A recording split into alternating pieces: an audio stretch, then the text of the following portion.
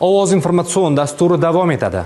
Yosh iqtidor egalarini qo'llab-quvvatlash, san'at sohasiga qadam qo'yayotgan yoshlarni rag'batlantirish maqsadida o'tkazilgan Kelajak yulduzlari 2025 xalqaro ko'rik-tanlovining g'oliblari aniqlandi. 6 yoshdan 30 yoshgacha bo'lgan yosh chegarasi asosida ishtirokchilar san'atning turli yo'nalishlarida o'z iste'dodlarini namoyon eta oldilar. Qayd etish joizki, hakamlar hay'ati ham sohada uzoq yillik tajribaga ega malakali ustozlar edi. Respublikamizning turli viloyatlaridan kelgan yosh ishtirokchilarning aksariyati faxrli o'rinlarni egallab munosib taqdirlanishdi.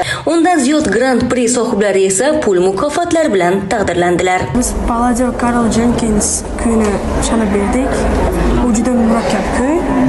Hakamlar u kuyni ma'qul ko'rib, bizga Grand Prix sohib. Biz undan tashqari boshqa konkurslarga ham barabar tayyorlanib o'tdik. Shu asarni har kuni tayyorlab, mashq qilib, o'zini har xil mashqlarni tayyorlab yodladik. Juda ham bu safargisi boshqacharoq bo'ldi va kutilmaganda bo'lib qoldi.